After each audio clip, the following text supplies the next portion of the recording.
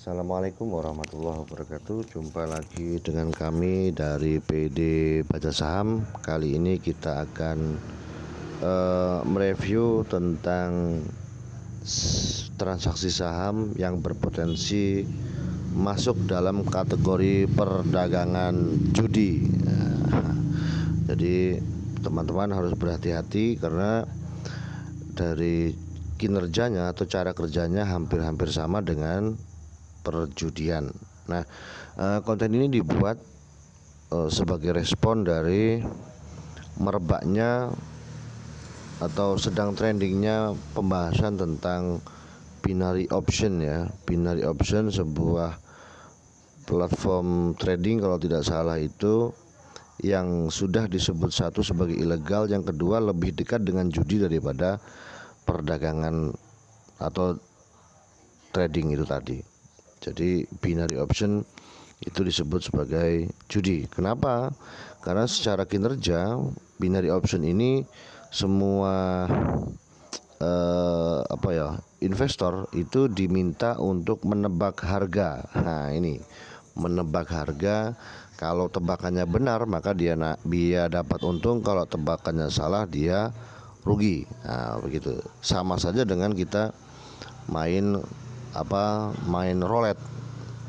Kita putar, kita berharap jackpot, tetapi ternyata yang keluar zong misal begitu. Nah, tidak ada yang tahu pasti keluarnya untung ataupun rugi. Nah, itulah kemudian yang dinamakan judi. Nah, kaitannya dengan pasar saham, ternyata ada jenis transaksi di pasar saham ini yang berpotensi masuk dalam ranah judi dari prakteknya. Bagaimana praktek berdagang di pasar saham yang masuk kategori judi? Nah, dari pengalaman binary option tadi, cara dagang saham yang masuk kategori judi adalah menebak harga pada saham-saham secara acak.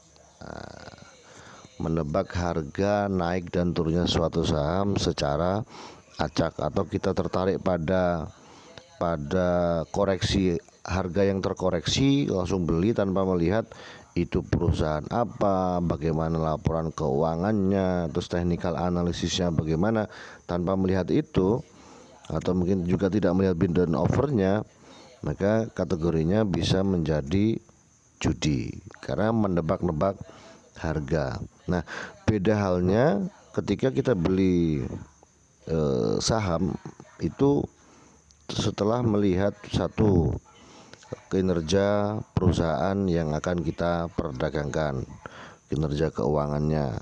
Yang kedua, produknya jelas bisa dilihat. Nah, itu tentu bisa jadi pertimbangan untuk kita masuk. Nah, yang ketiga adalah ketika barangnya ada, kinerja keuangannya bagus dan harganya sedang murah, kita beli. Suatu saat pasti akan kembali ke atas lagi. Jadi akan banyak orang investasi di perusahaan-perusahaan itu karena memang secara kinerja keuangan, laporan keuangan masih laba, hutang terjaga, itu orang akan senang investasi di perusahaan-perusahaan seperti itu. Nah, itulah bedanya trading yang masuk kategori judi dan trading yang tidak kategori judi. Lebih jauh ini kita bicara tentang mencari rezeki yang halal, barokah, dan hasilnya manfaat untuk kehidupan kita bersama keluarga di rumah. Nah, kira-kira begitu teman-teman. Jadi ayo kita belajar terus secara konsisten mendapatkan cuan secara istiqomah di pasar saham, tapi juga perhatikan apakah transaksi kita mengandung judi atau tidak. Biar apa? Biar kalau ada hasilnya itu barokah, kemudian manfaat untuk sekelilingnya. Itu saja. Kalau konten ini kurang bermanfaat atau salah, saya mohon maaf. Mudah-mudahan ada yang membenarkan. Itu saja, kurang lebihnya mohon maaf. Assalamualaikum warahmatullahi wabarakatuh.